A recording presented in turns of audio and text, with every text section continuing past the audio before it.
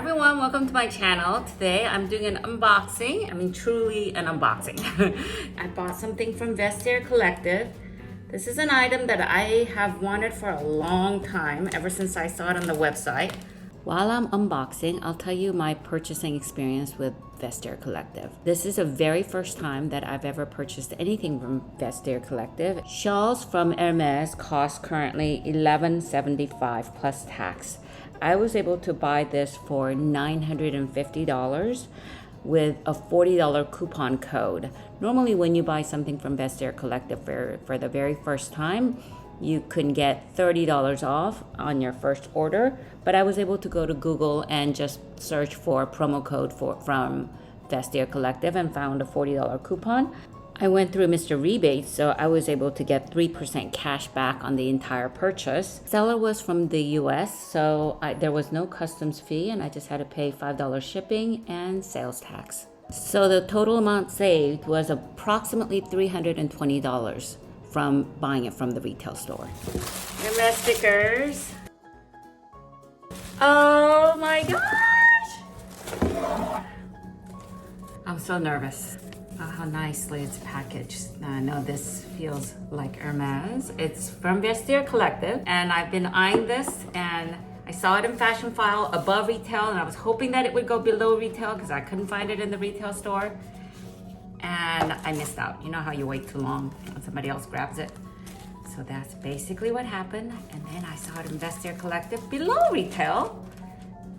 And then I made a little bit lower offer and they counter offered and I got it for below retail. Yay!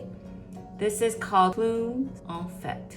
Oh my gosh. And I did not go through the authentication process with Vestiaire Collective because I have so many of these that I feel like I would be able to tell if it's fake. I love this colorway. This came in several different colorways, and the ones that spoke to me are the ones with yellow background and this. And both of them are very, very hard to find. And this was designed by Eileen Honoré. Here I'm inspecting the shawl, and I didn't find any flaws at this time, but as I was getting ready for bed that evening, I noticed that there was a tiny little stain on the corner of the shawl, and I panicked, and the first thing I grabbed was a toothpaste, and I rubbed a tiny bit of toothpaste on it with a little bit of water, and I was able to get the stain off. I don't recommend that you do this because normally what I would have done is to wash it with a mild detergent like a dishwashing liquid or Woolite and just line dry it, but I don't know why I decided to use toothpaste, but thank God it worked and it didn't ruin the scarf. According to Hermes website, the story behind it is that in a tribute to nature, its beauty and its infinite creativity, Eileen Honoré draws us into a vortex, a whirling crown of feathers. Perfectly reproduced or entirely imaginary, they echo the ceremonial or celebratory adornment they can inspire. For protection, seduction, or camouflage, the beauty of the feathers emanates from their function. Guinea fowl, birds of paradise, partridges, pheasants, birds from all over the world lend their quill and down feathers to the artist, who magnifies and reinvents them. So there's the back side. And then if you look here, there's a front side. Oh my God, this is beautiful. I love it. I'm gonna put some photos of me wearing it once I'm dressed, but right now I am in my sweatpants. By the way, if you're new to my channel, welcome. And if you're returning, welcome back. If you like this kind of video, please don't forget to subscribe and click the bell notification. Here's some different ways that I am styling this shawl. These previous styles are done by triangular fold and rolling it up and just wrapping it around, making it into neck scarves. And now I just have it in triangular fold and put it over my shoulder like this, and it's just an easy way to look elegant.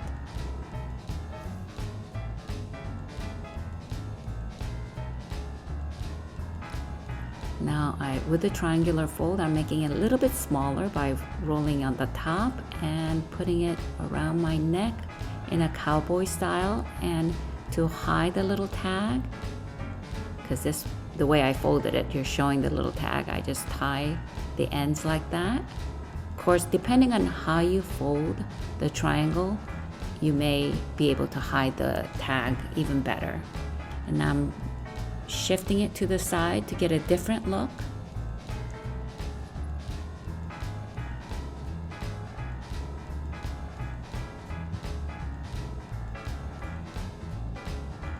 Now I'm going to open it up and fold it rectangularly with 2 corners just like that, and fold it again and fold it again.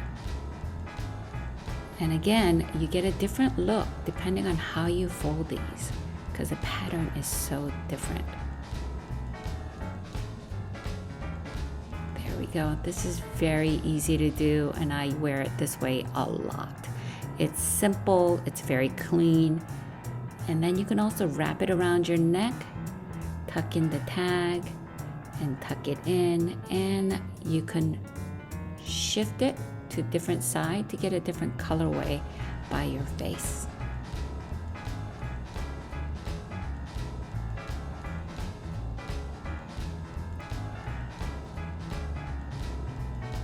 It's still rectangularly folded, and I just put it over myself so the back is straight line, and then I just tie the front.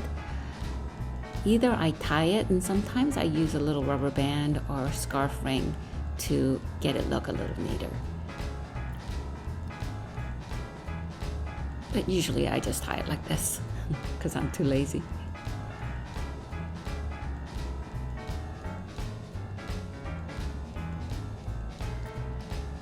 Okay, now I have it again. I'm folding it in half in triangle, and I'm just rolling it up.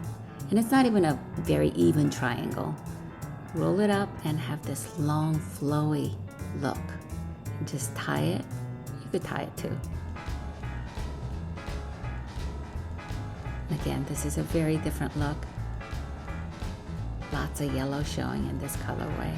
If you want to look a little neater, you can tie it a little shorter. You can tie it that way and shift it so that you have one tail in one side, the other tail on the other side. That's it, guys. I hope you enjoyed watching.